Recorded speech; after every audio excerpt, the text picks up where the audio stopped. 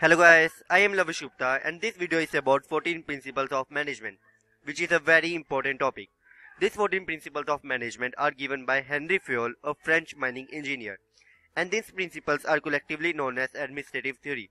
Okay, 14 principles of management are statements that are based on a fundamental truth and serve as a guideline for decision making and managerial action. They are drawn up by means of observation and analysis of events that managers encounters in practice. Okay, and Henry Fayol, after year of study, was able to give these 14 principles of management, which are division of work, authority and responsibility, discipline, and many more. And now we are going to study each of these principles one by one. First is division of work. This principle is also known as division of labor. It refers to the division of work among various individuals in the organization to bring about specialization in every activity. This principle is equally applicable to managerial work and technical work. That means not only the technical work has to be divided, but the managerial work also needs to be divided and distributed among various individuals in the organization. Specialization increases the efficiency of individual. Fayol recommended that work of all kinds must be subdivided and allocated to a number of persons, because subdivision makes each task simpler and results in greater efficiency. Okay. Second principle is authority and responsibility. Authority is the right or power to give orders to the subordinates, and responsibility means the duty which the subordinate is expected to perform by virtue of his position in the organization. Fayol recommended that authority and responsibility should go hand in hand. Authority without responsibility might promote irresponsible behavior on the part of management, and responsibility without authority will make management ineffective. Third principle is discipline. Discipline means getting obedient to rules and regulations of the organization, and employees must obey and respect the rules that govern the organization for the smooth functioning of it. According to Fayol, discipline can be maintained by having good superiors at all levels, entering into agreements, and ensuring that penalties are judicially imposed. Fourth principle is unity of command. According to this principle, each subordinate should receive order and be accountable to one and only one superior. No employee should receive instruction from more than one person. This principle is necessary to avoid confusion or conflict. For example, if there are more than one superior and each wants their work, that work is carried out according to his or her instruction, the employee may get confused regarding whose instruction they should follow. There is also possibility of conflict among the superior regarding how the work should be completed. Fifth principle is unity of direction. This principle states that there should be one head and one plan for activities having similar nature.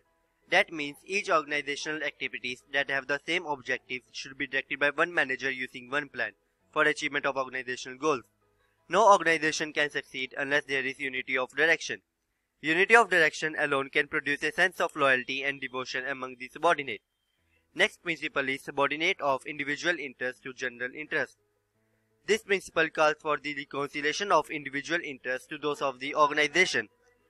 Both of employees and the management should subordinate their interests to the general interest of the organization so that goals of the organization are achieved. Individual interests should not become of more priority than the interest of the organization as a whole. Seventh principle is remuneration. See, motivation and productivity are close to one another as far as the smooth functioning of the organization is concerned, and motivation is directly linked with remuneration. Therefore, this management principle argues that remuneration should be sufficient to keep employees motivated and productive. According to this principle, remuneration should be fair to employees and to the employers. Wages should be determined on the basis of work assigned, cost of living, and average wages rate for similar work in the industry. Okay. Next principle is centralization. Fayol refers to centralization in the context of authority. It means concentration of authority at one place or at one level in the organization. According to Fayol, everything that increases the importance of subordinate is decentralization, and that which reduces it is centralization. The degree of centralization varies in each case.